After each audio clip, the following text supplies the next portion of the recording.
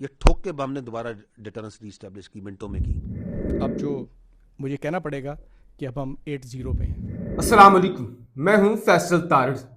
फौज के तर्जुमान की जानब से जी आज एक बड़ी प्रेस कॉन्फ्रेंस की गई है जो सोशल मीडिया पे इस वक्त डिस्कस हो रही है। कुछ लोग तारीफ कर रहे हैं तो कुछ लोग तनकीद भी कर रहे हैं। भारतीय तैयारी के हवाले से एक बड़ा दावा किया गया है और फिर पाकिस्तान के अंदर हुकूमती हल्के परेशान क्यों हैं, कौन से जज का दिल हुकूमत ने जीत लिया है और खुश कर दिया है, इस सवाल से भी कुछ खबरें हैं जो आपके सामने रखनी है। आपसे गुजारिश है इस YouTube चैनल को जरूर सब्सक्राइब करें और फीडबैक जरूर दिया करें। DGISPR की प्रेस कॉन्फ्रेंस बड़े लंबे अरसे से नहीं हुई थी। आज क्योंकि 7 मई है, मार्काए हक बनियानुल मरसूस और भारत की जानब से जो ऑपरेशन संधूर शुरू किया गया था, पाकिस्तान पर अटैक किया गया था, मुख्तलिफ शहरों को निशाना बनाया गया था और फिर पाकिस्तान की जो फजाइया है उन्होंने बेहतरीन कारकर्दगी दिखाते हुए भारत के तैयारे गिरा दिए थे। अब ये फैक्ट है, दुनिया मानती है। डोनाल्ड ट्रंप अपनी तकरीरों के अंदर बारहा इसका जिक्र कर चुके हैं कि पाकिस्तान की फजाइया ने बड़ी बहादुरी के साथ, बड़ी जुर्रत के साथ शिकस्त दी थी और जाहिर ये जंग जो थी वो पाक फजाइया वर्सेस इंडियन फजाइया की थी। जमीनी फोर्सेस इसके अंदर जो है वो कोई बहुत बड़े लेवल पर इंगेज नहीं हुई थी और ये पाक फजाइया का एक बड़ा क्रेडिट है जो उनसे कोई भी नहीं छीन सकता। अच्छा, प्रेस कॉन्फ्रेंस DGISPR ने की और उन्होंने मुख्तलिफ बातें की।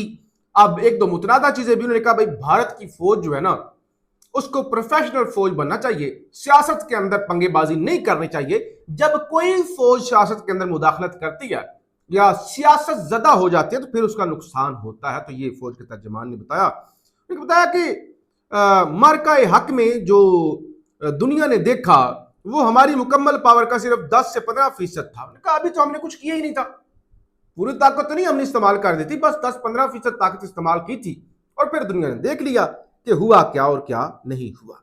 तालिबान के हवाले से उन्होंने बात की। उन्होंने कहा भाई तालिबान कहते हैं तुम्हारे पास वक्त है, हमारे पास घड़ी है। पाकिस्तान कहते हैं ठीक है तुम्हारे पास वक्त है तो घड़ी हमारे पास है।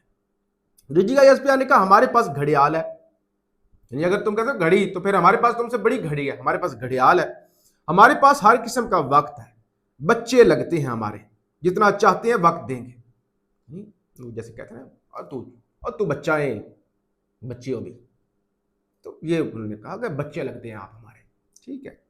बहरहाल DGISPR का जो आज एतमाद था ना गुफ्तगू के अंदर के ऑपरेशन संधूर को लेकर भारत के हवाले से, वो यानी बड़ा एक था मुख्तलिफ किस्म का, क्योंकि आमतौर पर जो DGISPR होते हैं वो बात करते हैं, एक सीरियस किस्म की बात करते हैं और वो एक डिप्लोमेटिक सी लैंग्वेज भी इस्तेमाल करते हैं। लेकिन बच्चे लगते हैं आप हमारे हौसले के बारे में आपके ज़हन में कोई शक नहीं होना चाहिए, क्योंकि हमें अल्लाह पर यकीन है, जिसको कोई शक है हमने उसे झलक दिखा दी है। ये संधूर से नहीं निकलते। ये कैसे नाम रख लेते हो संधूर, ये संधूर से नहीं निकलते, कोई मर्दाना नाम रख लो।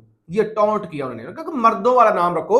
ये संधूर तो औरतें लगाती हैं, संधूर तो औरतों को लगाया जाता है। अपनी फौज को प्रोफेशनल फौज बनने दो। उन्होंने कहा कि भारत में सियासतदान कम हैं, जंगजू ज्यादा लगते हैं, कभी अखंड भारत का नारा लगाते हैं, कभी ये कर देंगे वो कर देंगे, कहते हैं अगर यही जबान इस्तेमाल करनी है तो सामने आओ ना जरा।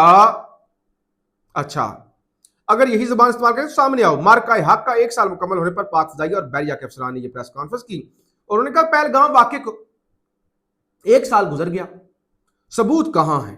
मतलब तुमने कहा था ना हमारे पास सबूत है, पाकिस्तान ने अटैक किया, तो कहां है सबूत? भारत का दहशतगर्दी का ड्रामा हमेशा के लिए दफन हो गया।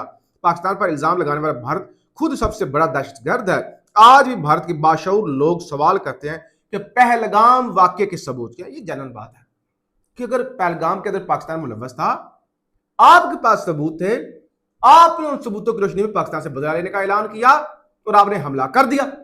अब 1 साल गुजर गया है, एटलीस्ट पाकिस्तान को ना दे, आलमी बरादरी को ना दे, अपने लोगों को ही बता दे कि भाई हमारे पास शवायद थे और इसमें जो है वो मुलव्वस थे, छोड़ दें। फजाइया के जो आज deputy air chief press conference के अंदर बैठे हुए थे, उन्होंने एक और दावा उन्होंने कहा, क्योंकि पहले पाकिस्तान दावा कर रहा था कि हमने भारत के 7 तैयारे गिराए हैं, आज उन्होंने 8 का जिक्र किया, यानी एक और तैयारे की तबाही के हवाले से उन्होंने बताया। उन्होंने बताया कि अब कहना पड़ेगा कि हमारा स्कोर 8-0 है, जिनमें 4 राफेल्स फ्रांस वाले, एक Su-30, एक MiG-29, एक महराज और एक महंगा तरीन त्यारा भी हमने गिराया मल्टीपर्पज। मतलब स्कोर हमारा 7 नहीं, हमारा 8 है, जिसकी अब बाकायदा उन्होंने कहा तस्दीक भी हुई है। एक तो चले ये बात हो गई, 7 है, 8 है, स्कोर है, 7 है, 8 है, 9 है, 10 है, स्कोर है। और जाहिर है ये भारत के लोग भी मानते हैं, मैंने काफी लोगों को सुना भी जो मिलिट्री को कवर करते हैं कि भाई हुवियत भाई, इसमें कोई शक नहीं। अच्छा, अब ठीक है भारत के खिलाफ हमारा स्कोर अच्छा है, और लेकिन मुल्क के अंदर महंगाई है।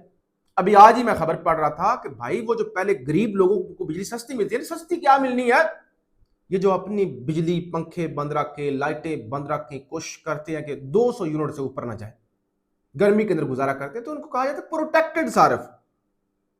कम बिल देना पड़ता है ना, कम से मुराद कम क्या देना, 70 किस्म के उस पर टैक्स होते हैं, जरा यूनिट का रेट कम लगता है।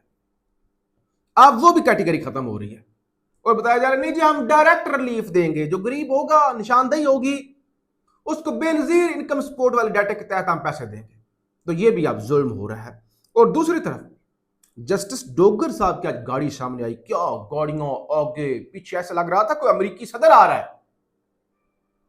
BMW की जो गाड़ी है ना, BMW गाड़ी, वो जनाब गाड़ी जो है वो सामने आई आज डोगर साहब की, BMW G60। और मैंने फौरी तौर पे चेक किया क्योंकि शोर मचा हुआ था, लोग लिख रहे थे कि भाई ये गाड़ी तो कुछ भी नहीं, जो डोगर साहब की खिदमात हैं या बाकी जजों की उन खिदमात पर, तो अगर उनको गल्फ स्ट्रीम का जहाज भी दे दें वो भी कम है, जो दिन रात उन्होंने एफर्ट किया पाकिस्तान के आइन को बचाने के लिए और इंसाफ देने के लिए। तो ये 5 करोड़ से ऊपर की गाड़ी, एक तरफ तो जो नापसंदीदा जज थे वो निशाने इबरत बना दिए गए ना, जो पसंदीदा जज हैं उनको 5-5, 6-6 करोड़ की महंगी गाड़ियां, गरीब मरता है तो मर जाए। तो ये सूरत हाल है। तो मुल्क के अंदर भी जरा मामला आप देख लीजिए। अच्छा, हुकूमत परेशान है। लाहौर के अंदर आज एक वकला का इवेंट भी हो रहा है। ये और बात है कि वो इवेंट 12 बजे शुरू होना था, 2 बजे तक शुरू ना हो सका, फिर खाली कुर्सियां थी, फिर खाली कुर्सियों के साथ शुरू कर दिया गया और अब हुकूमत परेशान है। आज जो हुकूमती आप कह रहे आजम नजीर, तारड़ और हसन भून ग्रुप जो है, उन्होंने कहा 26वीं तरमीम पर हमसे कोई मुशावरत नहीं हुई थी, ना कोई ड्राफ्ट दिखाया गया था। हाँ, 27वीं पर थोड़ी बहुत मुशावरत हुई थी। अब रोला पड़ा हुआ, रोला जरदारी से लेकर नून लीग के अंदर था। 28वीं तरमीम, और खबरें ये भी सलमान गनी साहब ने खबर दी थी ना कि इस्लामाबाद के अंदर ड्राफ्ट तैयार हो चुका है, और हुकूमती लोग कह रहे हैं कि हमें नहीं पता उस ड्राफ्ट के अंदर क्या है, लेकिन कुछ ऐसा है जिससे पीपल्स पार्टी को मसला है, जिससे नून लीग को भी मसला है। तो पहले तरमीम में अन्नेवाह होने दी, टूल बने। अब जब वो और ज्यादा ताकत मांग रहे हैं, और ज्यादा श्रिंक कर रहे हैं और कह रहे हैं भाई आपके लिए यही काफी है कि आपके नाम के साथ वजीर आजम या सदर लगा हुआ है और आप इसके भी काबिल नहीं थे। अब वकला कन्वेंशन खबरें निकालना शुरू कर दी और मामला जिसे कहते हैं ना वो जरा गड़बड़ होना शुरू हो गए। तो ये तो जनाब इस वक्त सूरत हाल बनी हुई है।